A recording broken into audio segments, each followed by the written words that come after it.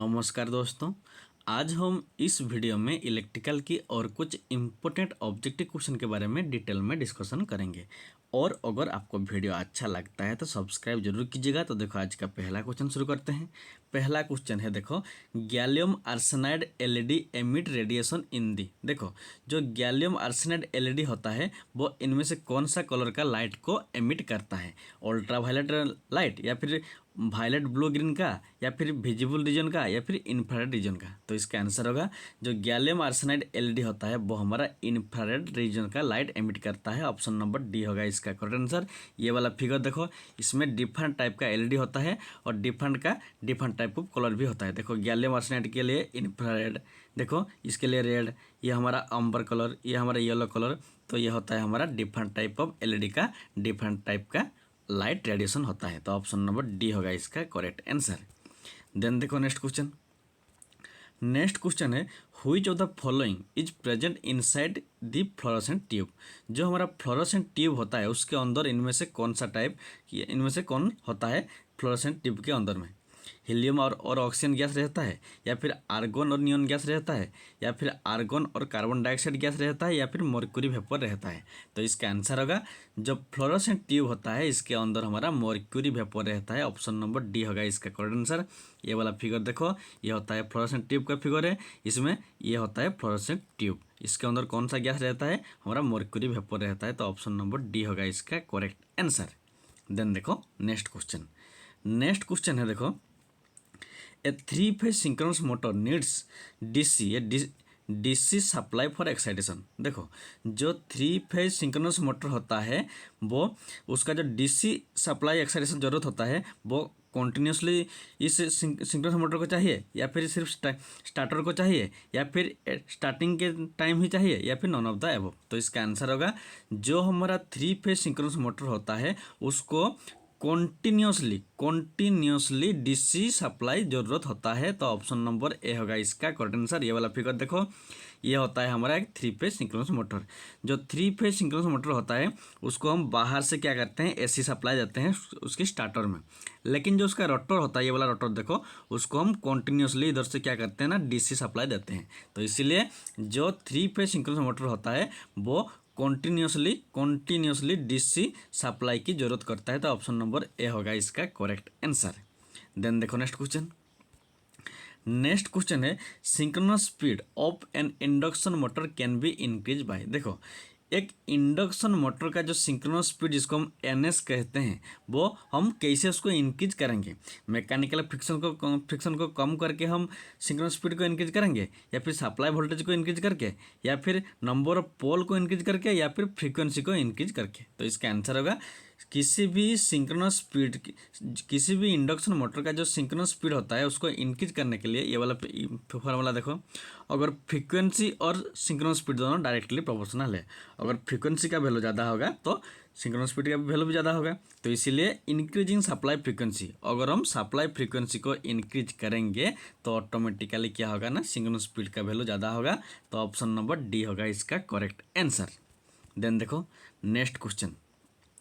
Next question है, ए single phase induction motor is. देखो जो सिंगल फेज इंडक्शन मोटर होता है वो एक सेल्फ स्टार्टिंग मोटर होता है, या फिर सेल्फ स्टार्टिंग नहीं होता है, या फिर सेल्फ स्टार्टिंग तो होता है लेकिन वो ऑक्सिलरी वाइंडिंग के अगर साथ होता है तब जाकर वो सेल्फ स्टार्टिंग होता है, या फिर नॉन ऑफ द एबव?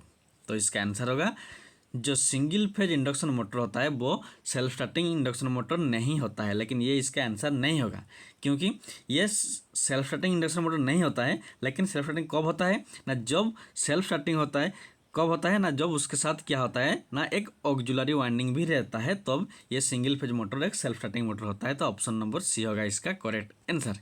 ये वाला फिगर देखो, इसमें ये हमारा एक सिंगल फेज इंडक्शन मोटर है। इसमें देखो ये मेन वाइंडिंग है, लेकिन उसके साथ ये जो वाइंडिंग है ये होता है ऑक्सिलरी वाइंडिंग। जब ये ऑक्सिलरी वाइंडिंग होगा तब जाकर क्या होगा ना, ये single phase induction motor start होगा। तो इसीलिए जो सिंगल फेज इंडक्शन मोटर होता है, जो सिंगल फेज इंडक्शन मोटर होता है वो सेल्फ स्टार्टिंग होता है जब उसके साथ क्या होता है ना, एक ऑक्सिलरी वाइंडिंग, ये जो ऑक्सिलरी वाइंडिंग है ये होता है, तब ये हमारा सेल्फ स्टार्टिंग होता है। तो ऑप्शन नंबर सी होगा इसका करेक्ट आंसर। देन देखो नेक्स्ट क्वेश्चन। नेक्स्ट क्वेश्चन है, power factor is highest in case of. देखो power factor sodium vapour lamp में पावर फैक्टर हाईएस्ट रहता है, या फिर मर्क्यूरी वेपर लैंप में, या फिर इनकैंडेसेंट लैंप में, या फिर नियॉन लैंप में? तो इसका आंसर होगा, हम सब जानते हैं जिसका नेचर रेजिस्टिव नेचर रहेगा उसका पावर फैक्टर लगभग 1 के पास रहेगा। अगर इंडक्टिव नेचर रहेगा तब लैगिंग होगा पावर फैक्टर, और अगर कैपेसिटिव नेचर रहेगा तब वो लीडिंग होगा, उसका पावर फैक्टर लीडिंग नेचर रहेगा। तो देखो, अगर इनमें से किसी भी लैंप का अगर पावर रेजिस्टिव नेचर रहेगा तो उसका पावर फैक्टर मैक्सिमम होगा, क्योंकि वो यूनिटी के आसपास रहता है। तो देखो, ये जो हमारा इनकैंडेसेंट लैंप होता है, ये वाला फिगर देखो, इसमें ये रेजिस्टिव इन नेचर रहता है, तो इसीलिए इसका पावर फैक्टर भी ज़्यादा रहता है। तो ऑप्शन नंबर सी होगा इसका करेक्ट आंसर। देन देखो नेक्स्ट क्वेश्चन है, the class of insulation employed for large rating high voltage alternator. देखो, लार्ज रेटिंग और हाई वोल्टेज अल्टरनेटर में हम इनमें से कौन सा टाइप ऑफ इंसुलेशन को, कौन सा क्लास ऑफ इंसुलेशन को यूज करते हैं या एम्प्लॉय करते हैं? Class B, class C, class E, class F? देखो, तो इसका आंसर होगा ऑप्शन सी, ऑप्शन बी। क्यों होगा? क्योंकि देखो, ये लार्ज रेटिंग और हाई वोल्टेज अल्टरनेटर की बात है। तो अगर large rating high voltage alternator होगा तो इसका इंसुलेशन टॉलरेंस पावर भी ज़्यादा होना चाहिए। तो सबसे ज़्यादा इंसुलेंस कौन टॉलरेट करता है? ये वाला फिगर देखो, 90 डिग्री टेम्परेचर के लिए वाई क्लास का, और 105 डिग्री के लिए ए क्लास का। तो देखो, जो क्लास सी टाइप का है वो 180 डिग्री सेंटीग्रेड से भी ज़्यादा टेम्परेचर के लिए हम क्लास सी टाइप का यूज करते हैं। तो इसीलिए option number B, class C is the correct answer. Option number B is the correct answer. Then देखो, नेक्स्ट क्वेश्चन है, silicon content in iron lamination is kept within 5% as it. देखो, जब हम iron lamination करते हैं historic loss को कम करने के लिए, तब हम सिलिकॉन को हम ऐड करते हैं वो मैक्सिमम 5% तक ही रखते हैं, उससे ज़्यादा क्यों नहीं करते हैं? क्योंकि हमें अगर उससे ज़्यादा 5% से अगर ज़्यादा सिलिकॉन रहेगा तो हिस्टेरिक लॉस ज़्यादा होगा, या फिर उसका कॉस्ट ज़्यादा आएगा, या फिर उसका जो मटेरियल होता है वो ब्रिटिल हो जाएगा, या फिर उसका क्यूरी पॉइंट कम होगा। तो इसका आंसर होगा, जब आयरन लैमिनेशन होता है उसमें अगर सिलिकॉन कंटेंट हम 5% से ज़्यादा रखते हैं तब क्या होगा ना, वो जो मटेरियल होता है वो ब्रिटिल होगा। तो जिससे क्या होता है, ऑप्शन नंबर सी होगा इसका करेक्ट आंसर। तो ये ब्रिटिलनेस क्या होता है? देखो, मान लो ये हमारा ग्लास का एक इलेक्ट्रिक बॉल है, जब इसको हम गिराएंगे तो ये टूट देखो कितना पीस में टूटता है। लेकिन अगर क्यों ये टूट रहा है? क्योंकि इसमें क्या, ब्रिटिलनेस ज़्यादा है। अगर इसका ब्रिटिलनेस कम होगा तो क्या होगा, अगर इसको हम नीचे गिराएंगे तो ये इसे टूटेगा नहीं, थोड़ा इसका शेप में, साइज में थोड़ा चेंजेस हो सकता है, लेकिन ऐसा टूटेगा नहीं, क्योंकि जिसका ब्रिटिलनेस ज़्यादा होता है वो उतना पीस वो उतना ही टूटता है, लेकिन जिसका ब्रिटिलनेस कम होता है वो उतना आसानी से टूटता नहीं। देन देखो, नेक्स्ट क्वेश्चन है, which of the following material is not the piezo electric material? Very very important question. इनमें से कौन सा मटेरियल एक पीजो इलेक्ट्रिक मटेरियल नहीं है? क्वार्ट्ज, ग्लास, रोचेल सॉल्ट, या बेरियम टाइटेनेट? तो इसका आंसर होगा, जो ग्लास होता है वो एक पीजो इलेक्ट्रिक मटेरियल नहीं होता है। ऑप्शन नंबर बी होगा इसका करेक्ट आंसर। तो देखो, ये पीजो इलेक्ट्रिक मटेरियल क्या होता है? Very very important question. Piezo electric material क्या होता है? बेसिकली आप ये समझो, जो पीजो इलेक्ट्रिक मटेरियल होता है उसको अगर हम मैकेनिकल फोर्स अप्लाई करेंगे उस मटेरियल के ऊपर, तो वहाँ से क्या होगा, इलेक्ट्रिकल एनर्जी प्रोड्यूस होगा। ये very very important. Piezo electric material क्या होता है? जब हम एक पीजो इलेक्ट्रिक मटेरियल के ऊपर मैकेनिकल फोर्स अप्लाई करेंगे तो उस मटेरियल से इलेक्ट्रिकल एनर्जी प्रोड्यूस होता है, ये होता है पीजो इलेक्ट्रिक मटेरियल। तो जो अगर हम ग्लास के ऊपर मैकेनिकल फोर्स अप्लाई करेंगे तो वो टूट जाएगा, उसमें कोई भी इलेक्ट्रिकल एनर्जी प्रोड्यूस नहीं होगा। ये वाला फिगर देखो, मान लो ये हमारा एक पीजो इलेक्ट्रिक मटेरियल है, इधर जो फोर्स होता है वो एक मैकेनिकल एनर्जी होता है। अगर हम इस पर फोर्स अप्लाई करेंगे तो क्या होता है ना, उधर चार्जेस प्रोड्यूस होता है, जिससे इलेक्ट्रिसिटी भी प्रोड्यूस होता है। तो इसको ही क्या कहते हैं, पीजो इलेक्ट्रिक इफेक्ट।